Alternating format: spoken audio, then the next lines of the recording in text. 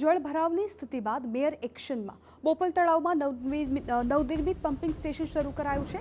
કામગીરી બાકી હોવા છતાં પમ્પિંગ સ્ટેશન ચાલુ કર્યું। મેયર પોતે પાણી કાઢવાના કામમાં લાગ્યા હતા। જળભરાવ વચ્ચે મેયરે જાતે જ પંપ શરૂ કર્યો। કર્મચારીઓ સાથે મળીને પાણીના નિકાલ માટે મેયરે મદદ કરી।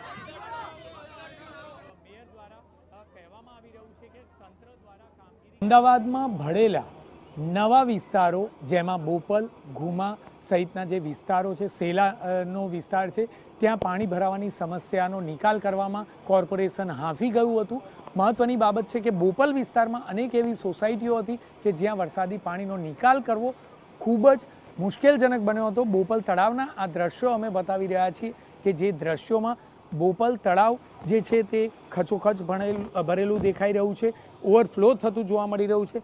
બીજી તરફ જોઈએ તો જે આ તળાવ છે તે તળાવ દર વર્ષે ચોમાસામાં પાણીમાં ગરકાવ થઈ જાય છે।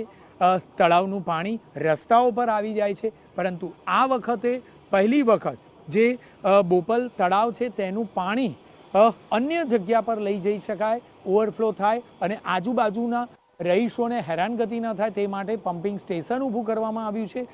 પમ્પિંગ સ્ટેશનની કામગીરી હજુ બાકી છે અને જે આ કામગીરી છે તે કામગીરી વહેલી તકે પૂર્ણ થાય તે પહેલાં જ આ પમ્પિંગ સ્ટેશન શરૂ કરી દેવામાં આવ્યું છે। મહત્વની બાબત છે કે પમ્પિંગ સ્ટેશન શરૂ કરવાના કારણે જે આજુબાજુના જે વિસ્તારો છે તે વિસ્તારોના પાણી વહેલાસર કેનાલમાં નાખી દેવામાં આવશે, એટલે કે જે તળાવનું પાણી છે તે કૂવામાં નાખવામાં આવશે અને કૂવામાંથી આ જ પમ્પિંગ કર્યા બાદ જે પાણી છે તેને કેનાલમાં નાખવાની પ્રક્રિયા ગઈકાલ રાતથી યુદ્ધના ધોરણે ચાલી રહી છે। વહેલી તકે બોપલની તમામ સોસાયટી અને મુખ્ય માર્ગો પરના પાણી નીકળી જાય તે પ્રકારની કામગીરીમાં કોર્પોરેશન લાગી ચૂક્યું છે।